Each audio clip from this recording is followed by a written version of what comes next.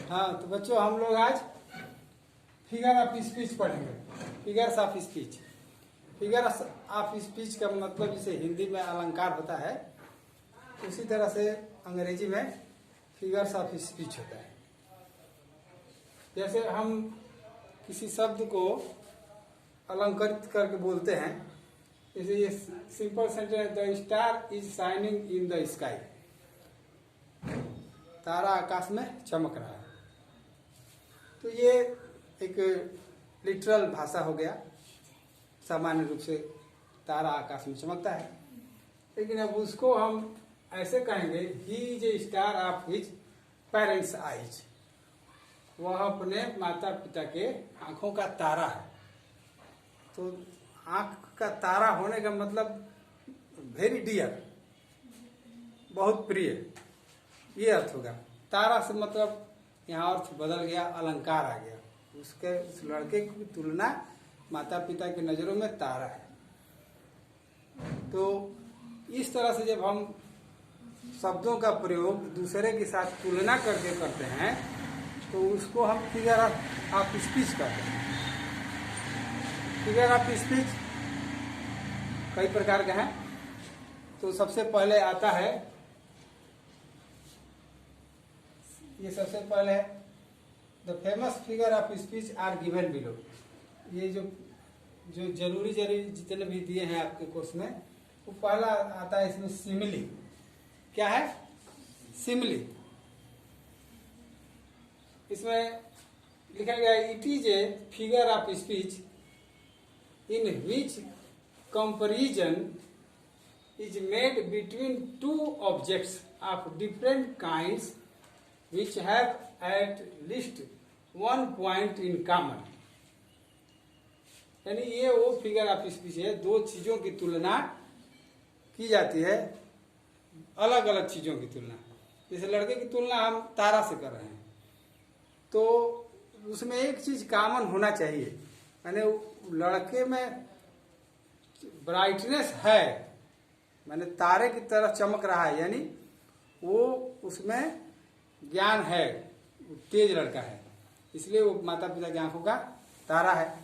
तो कोई ना कोई चीज उसमें, जैसे किसी लड़के को हम शेर से तुलना करें, शेर से तुलना तब करेंगे जब वो बहादुर होगा। तो बहादुरी, क्योंकि शेर बहादुर होता है, तो बहादुरी से तुलना कर रहे हैं, तो उसमें कोई चीज एक कॉमन होना चाहिए। तो कोई किसी का गुलाब से हम तुलना करते हैं, तो गुलाब क्या होता है? सुंदर होता है। तो सुंदरता की तुलना कर रहे हैं, तो वो भी सुंदर हो जिसी से हम तुलना कर रहे हैं। तो वन पॉइंट कॉमन होना चाहिए दो चीजों में। जैसे मैं दिया है, इसमें कुछ शब्द आते हैं, वही शब्द रहेगा तो हम मान लेंगे कि सिमिली है। जैसे लाइक आएगा, एज आएगा, सच एज आएगा, जस्ट एज आएगा, एज एंड एज आएगा, एंड सो ऑन। इसी तरह से ये शब्द रहते हैं।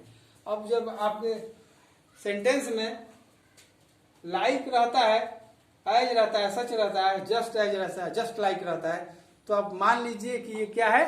सिमिली है। तो देखिए एग्जाम्पल में, life is like a dream. तब जीवन सपने की तरह है।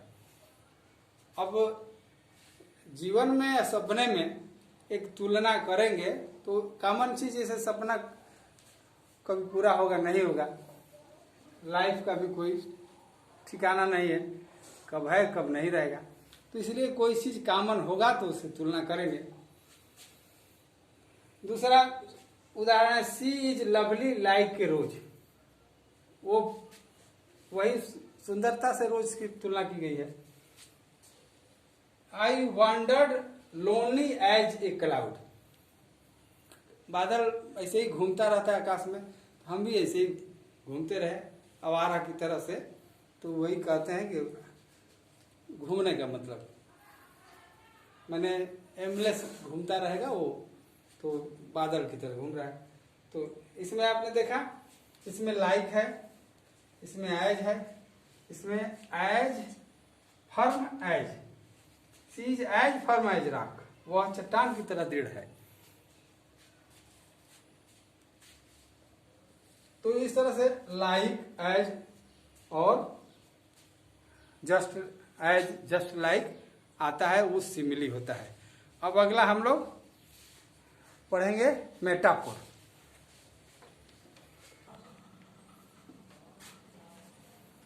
अब मेटाफोर हम लोग पढ़ेंगे। मेटाफोर लिखा है, a metaphor is an implied simile, ने उस जो दो चीजों के बीच में तुलना किया जाता है, तो सेम इसमें भी दो चीजों के बीच में तुलना किया जाता है।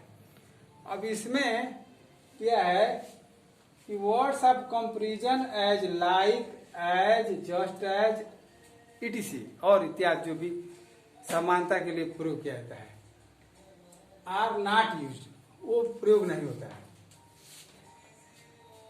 दोनों की तुलना, मेटाफोर में भी दो डिफरेंट चीजों की तुलना करते हैं जिसमें एक चीज कॉमन होता है, लेकिन इसमें वो शब्द नहीं प्रयोग होता है, like, as, just as and as जैसे रहता है, ये चीजें प्रयोग नहीं होता है। सीधे एक चीज को दोनों में से जोड़ दिया जाता है, एक ही चीज को दोनों में उसमें जो गुण मिलता है उसको हम एक ही शब्द से जोड़ देते हैं। जैसे में देखें एग्जाम्पल में, life is but A walking shadow. अब परछाई, छाया को जीवन से तुलना कर दिया गया है। इस तरह दूसरा है, लाइफ इज ए ड्रीम, यानी जीवन को और स्वप्न को एक साथ जोड़ दिया गया है।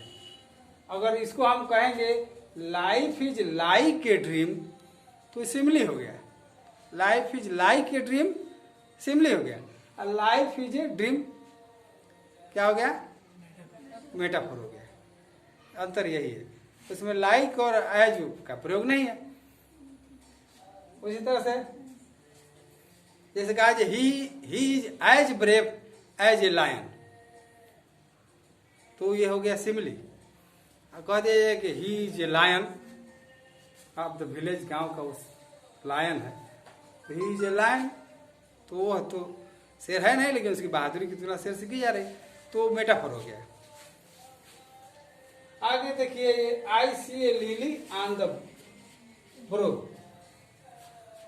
अब भौहे पर लिली जो सफेद कुमुदिनी का फूल होता है वो तो होगा नहीं, तो उसको तुलना वो लिली के फूल से कर दिया, आई ब्रो का, तो ये हो गया।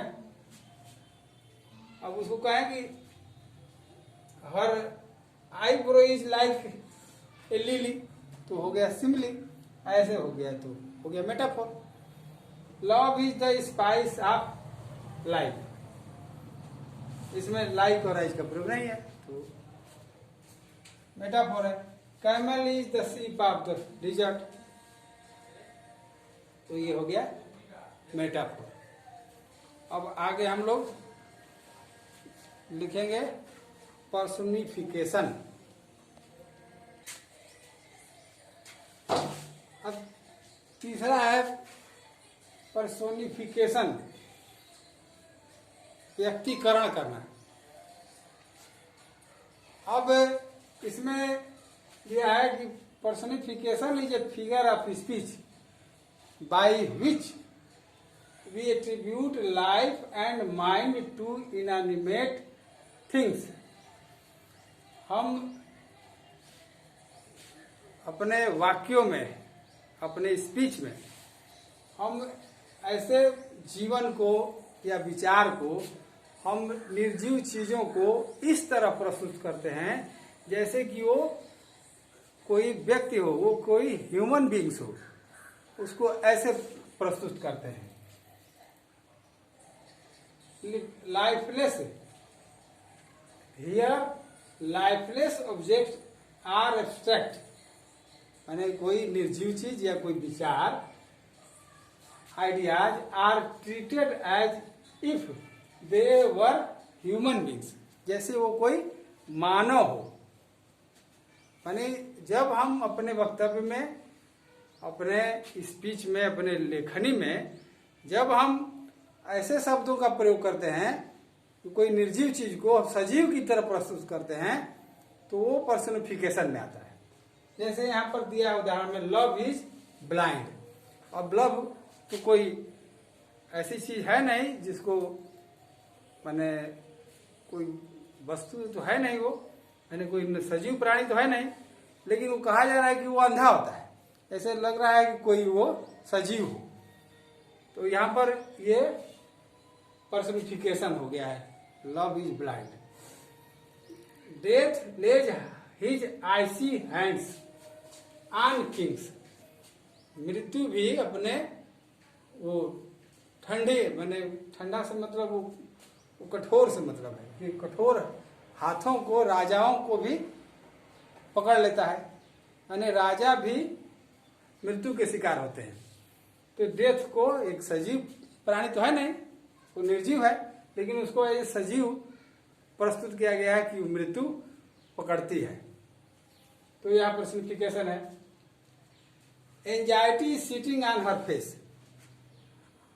चिंता उसके चेहरे पर बैठी हुई है। अब चिंता कोई सजीव चीज है कि उसके सर पर आके बैठ गई है, यहाँ पर पर्सनिफिकेशन है। Experience is the best teacher. अब एक्सपीरियंस कोई टीचर नहीं है, लेकिन वो एक निर्जीव वस्तु है, उसको एज ए सजीव की तरफ प्रस्तुत किया गया है। Jealousy is a green eyed monster. ये जो ईर्ष्या है वो एक नीली हरी आंखों वाले एक राक्षस है। तो जेलसी को राक्षस से तुलना किया गया, तो वो पर्सनिफिकेशन है। तो इस तरह से 3 हुआ। अब अगला है पर्सनिफिकेशन के बाद एपॉस्ट्रॉफी।